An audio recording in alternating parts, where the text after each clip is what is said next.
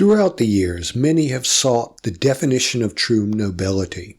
Is it unstinting courage, unflinching compassion, or unfailing arrogance? Such an investigation would make for a wonderful story, demanding every ounce of talent the best of authors has to offer.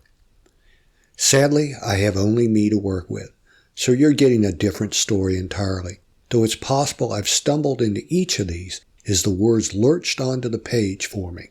Let me know what you think in the comments, and if you are moved to subscribe, please do so before you sober up. Now I seek to intoxicate you with a bouquet of banality. The Last Adventure of Lord Sniffentook.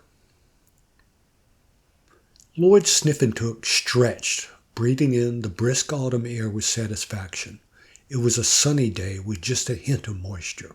The scent of freshly made pancakes, bacon, sausage, and eggs wafted in the morning breeze. He took a deep breath. Yes, he smelled Eggs Benedict too. All was well in his realm.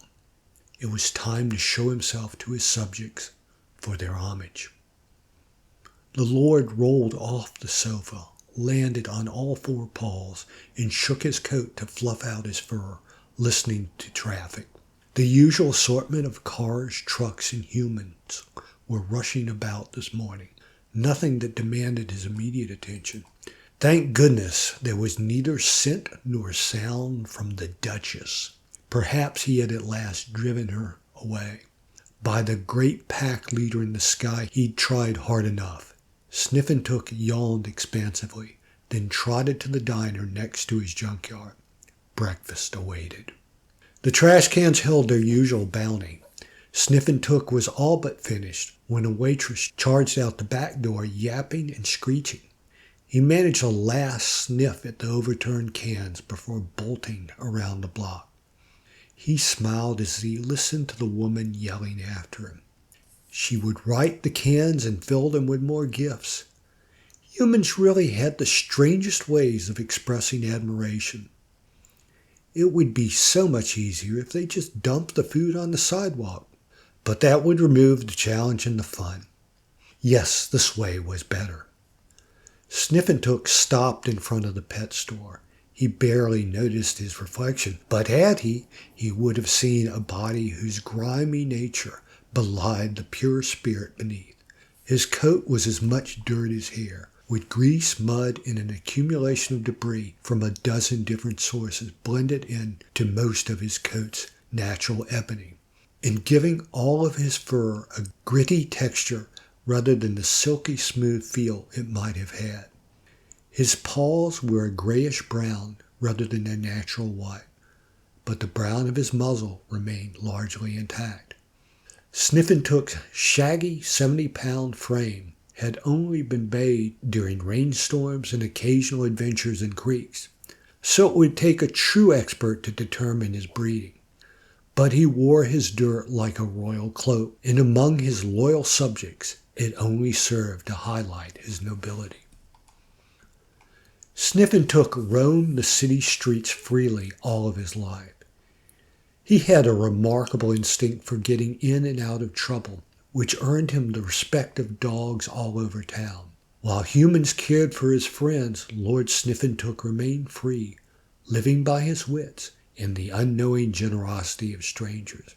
He was bound only by the duty of a noble to his subjects, his responsibility to protect pups throughout his realm, a responsibility he never denied, though it often impinged on his leisure.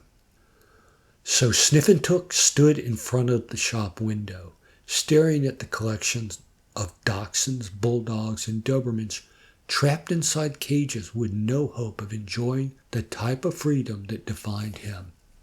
He was just about to return to the junkyard when he noticed a familiar-looking miniature dachshund, petite as a puppy yet full-grown, weighing only 10 pounds and just over a foot long. Sniffentook was sure he recognized the sleek little body, which was black save for her brownish-red muzzle, chest, and paws. Sniffentook skittered over just in front of the cage and pressed his nose to the glass. Oh, how he wished he could catch her scent. It was always so dangerous relying on just his eyes. but that definitely looked like Sammy. What was she doing there? Sammy had a boy who took care of her just a few blocks away. She didn't belong in a cage. Sniffentook howled his outrage, demanding Sammy's release, but to no avail. The rotund shop owner came out squawking and ran him off with a broom. The nerve of the man galled him. First kidnapping, then insubordination. What was the world coming to? Sniffentook galloped to Sammy's house, confirming that she wasn't there. He circled the block, calling her name. She didn't answer, but friends indicated that she'd been missing for over a day. Tink even feared that she had been killed by one of those cruel and vicious automobiles that so brazenly defiled the streets. Finally, Jimmy, who lived next to Sammy, caught up with him.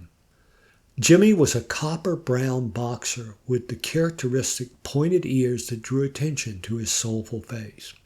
His compact muzzle was streaked in white and black, and at most times it projected a sense of longing sadness at odds with Jimmy's more frenetic nature. Jimmy showed proper respect by letting Sniffentook verify he was healthy, and check what Jimmy had eaten in the past day, with a quick sniff of his rear. Sniffentook felt a momentary stab of jealousy over the steak bone Jimmy had gotten the night before, but concentrated on the boxer's message. "Your Lordship," Jimmy said, "my word, I am glad you finally showed up. If there's anyone that can help solve this mystery, I'm sure it's you. What's happened is awful, and I'm at a complete loss. I'm very glad to see you." "Yeah, I love you too," Sniffentook barked. "Get to the point. What do you know about Sammy?" Jimmy began to shake and retreat. Then he paced around in a circle, looking everywhere but at Sniffentook. "Now don't be mad. I didn't mean anything by it. It's just scary, that's all it is. I couldn't tell anybody about it. It's terrifying, and I'm just a house dog." He'd forgotten how much of a cry puppy Jimmy could be. Sniffentook tried to calm Jimmy down. "It's okay. Nothing to be afraid of. I'm here now. Just tell me the story." The boxer turned to face his lord and visibly relaxed. "Sorry, it's just so scary. It could have been any of us." Sniffentook pawed the ground in front of him, and his tail went down. "Apologies, your lordship," Jimmy said. "I'll get to the point. A few days ago, there was a group of teenagers walking around the neighborhood, dirty, smelly, and giving all of us the eye, looking us all over because they sure couldn't smell worth a lick. Of course, most of them have puny noses, but some humans have good-sized schnozzes. It seems like they should be able to—" "Jimmy?" "Sorry, I'll get to the point. Anyway, I noticed a few of them seemed real taken by Sammy. They all eventually checked her out, and for a couple of days, one or another of the thugs was around. They must have been keeping an eye on Sammy. I guess they were figuring out when she was in the yard. Anyway, the night before last, when Sammy came out, they were there waiting for her. They struck a rawhide strip through her fence, and in no time at all, she went to sleep. Then one of them climbed over, put a muzzle on her, and took her away. We've got no idea where they're from or where they've taken her. She's gone. She's just gone." Sniffentook headbutted Jimmy. "Quiet. I know where she is. She's down at the pet store." "Oh, that's terrible," Jimmy said. "What about her owners, the Wrights? What about Timmy? He bawled his eyes out yesterday morning, and he's such an attentive—" Jimmy jumped back as Sniffentook lowered his head again. "We're busting her out," Sniffentook said. "This sort of thing doesn't happen around here, not while I'm in charge. If they want to steal a pooch, they should have gone uptown to Lord Ruffentail's neighborhood. I'll get Sammy back." Jimmy sat back on his hind legs, looking his lord right in the eyes. "How?" "Well," Sniffentook said, "I'm not sure yet, but I'll figure something out. Yeah, that's it. Start passing the word. I want every pup that can get loose to meet here at dawn tomorrow. Pull the posse together, because tomorrow morning there's going to be a breakout." A mangy gray British Shorthair was waiting for Sniffentook as he rounded the last turn home. The ugly Puss in Boots looked appallingly comfortable on top of the beat-up old sofa that was Sniffentook's throne. "Hey, Duchess," Sniffentook said. "I don't mess with your house. You don't mess with mine. Get out of here." "That's about half right," said the cat. "I just came to say goodbye. It's been fun knowing you. I don't think the next mutt will be nearly as entertaining as you. Goodbye. What do you mean, goodbye? The cat yawned, stretched, lifted its claws, then turned an amused grin on Sniffentook. I mean, you go into that pet store. Your days are done. Take my word for it.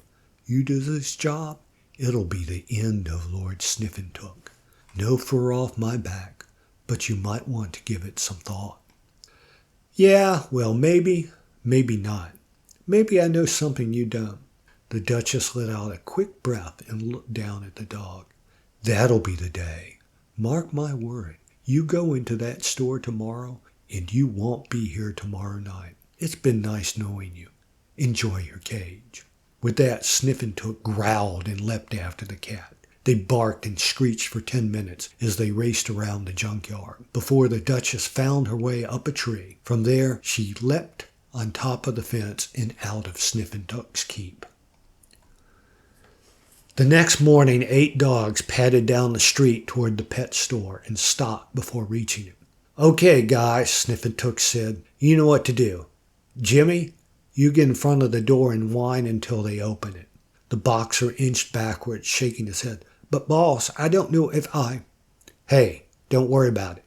Trust me, if there's anything you've got a gift for, this is it. You can do some of that singing if you like. You'll do great, and I'll be right beside you, hunched down below the window. When the door opens, I'll jump in, blocking it, and call out for the gang. A black and white spotted bulldog sat back and tilted her head sideways. Yeah, Tink, Sniffentook said, you got a question? Well, frankly, I was wondering. I mean, if I might be so bold as to ask, and it would be terribly nice if you were to answer. Spit it out already. Surely. Quite right. I was wondering, what is the signal? I'd hate to come on the wrong signal. Sniffentook looked down at the ground and shook his head back and forth. Great Lassie's ghost, what have I gotten myself into? He said. Look, I yell anything other than get the dog pound out of here. Get on with the plan. You hear me say split, you split. Okay? The other dogs nodded their heads, all of them pointedly looking anywhere other than at Tink, who edged to the back of the group. A chihuahua pushed its way to the front and jumped in the air.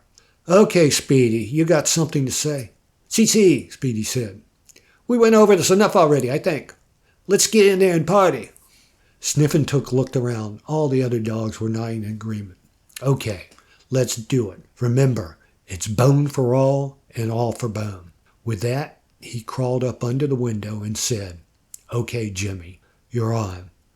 Jimmy trotted over the door, put his paws on the front of it, and began singing. When the moon hits the sky like a big pizza pie, that's amore. Apparently, the store owner was not a Dean Martin fan, at least when it was sung in a combination of barks and gastric emissions, because in no time at all, he pushed the door open and stepped outside yelling at the top of his lungs. Get in there, hounds, Sniffentook called as he threw his body between the owner and the door, holding it ajar. In a flash, the dogs in the alley were running through the door. The owner attempted to grab Jimmy as he ran around him, but he tripped over Sniffentook's hindquarters, then was caught in the door as the dogs turned and ran into the store. Sniffentook looked around with satisfaction. Tink, Bentley, and Hero were going after the dog food. They'd already ripped open 2 bags, and it was scattered all over the floor. Jimmy, Charlie, and Sweetie were rocking a display filled with those paper things people spent hours staring at. It would drop any time now. Speedy had jumped on the counter and was knocking stuff over left and right. Bam! There went the display. Hey, Speedy, work the shelves, he said. Scatter around some toys. Yeah, get those stupid cat's toys over next to you. Tink, keep working. We'll catch breakfast after this. I'll show you how nobility eat. Sniffentook ran to Sammy's cage. Don't worry, Sammy, we're busting you out. Oh, thank goodness, the petite Dachshund said. I thought I was doomed to never see the Wrights again. I knew I'd never get as good a boy as Timmy. Sniffentook didn't say a word as he nosed around the latch. It took 3 tries, but he finally flipped it up. Now he just needed to slide it to the right and pull it open. Human yelling distracted him. Sniffentook took a quick look back. The owner was chasing Speedy around. Ha! That'll keep him busy for a while. After 5 tries, he slid the latch to the right. Now he just needed to get it in his teeth and he could pull it open. Then he heard Jimmy's howl from the rear of the store. "He's got me! Oh no, he's got me!" Lord Sniffentook turned and rose with his forepaws on the counter. He saw the owner on his knees with his arms around the boxer. "Get him, hounds," he called. "All of you get the owner and don't stop until Jimmy's loose." With that, the other dogs jumped on the owner and began licking with complete abandon. 7 sets of tongues found their way to hands, elbows, ears, and eyes. Speedy and Jimmy both managed the inside of the owner's mouth. With a gagging noise, he let loose of Jimmy. Sniffentook turned back to the cage. "We'd better get while the getting's good," Sniffentook said. "Sooner or later, more humans are going to show, and then we'll be fixed." Sniffentook worked his mouth around the latch, pulling the cage open, and Sammy bounded out. "Party's over," he said. "Tink, Hero, come help me with the door." The 3 dogs hit the door at full speed and pushed it open. Sniffentook was a little dazed and shook his head clear while he held the door for the rest of the pack. He took one last look back into the store where the owner lay face down in a pile of cat food and animal toys, pounding his fists into the floor, muttering unintelligible nonsense. Sniffentook ran to join his loyal followers. "Oh, Sniffentook, thank you so much," Sammy said. "I don't know what I'd have done if I'd have never seen Timmy again, and I can't imagine breaking in a new family." The 2 dogs reached the edge of the rights yard, and Sammy burst into a sprint, running right to the front door and barking, "I'm home! Here I am! Open the door, please!" Sniffentook held back at the edge of the sidewalk, watching to make sure his subject was safe. The door flew open and an 8-year-old boy with golden hair scooped up Sammy. Sammy immediately licked the boy with alacrity as he held her tight and nestled his nose into her body. The boy's face took on a wet sheen, though no one could say how much of the water was tears and how much kisses. 2 adults came up behind Timmy and encircled the boy and dog in their arms. The scents and tones spoke to Sniffentook of unrestrained happiness. Noblesse oblige satisfied, Sniffentook turned to go. Then he smelled something that was different. He turned back toward the door. A girl had poked her way past the happy homecoming. Her face was framed in raven locks with ribbons in her hair. There was an enormous smile on her face, and she was looking right at Sniffentook. For no good reason at all, the dog stepped toward her. Suddenly, she was running toward him with giggles echoing through the air, and he was pushing his head forward, taking deep breaths and memorizing the amazing scent of Timmy's 4-year-old sister, Cindy. Then she was on her knees in front of him, grabbing his neck and kissing the top of his head. Sniffentook gave her face a quick exploratory lick. She tasted excellent. "Mommy," Cindy said, "he's not a dirty dog. He's a hero. He brought Sammy back. We have to keep him. Have to. Have to." She hugged him tightly and whispered in his ear, "We're going to keep you, boy. Don't worry, of course we are. And we're going to name you Barney, because you're a hero just like Barney is." So it was that the adventures of Lord Sniffentook came to an end. Once again, freedom was cast aside for love. But as Barney snuggled up to Cindy, he felt this was a trade he would make 1,000 times over. That feeling lasted right up until they reached the bathtub. Thank you for listening to my story. Bless you. May love fill your heart and give you a better life than you could have imagined. God bless. Have a great day.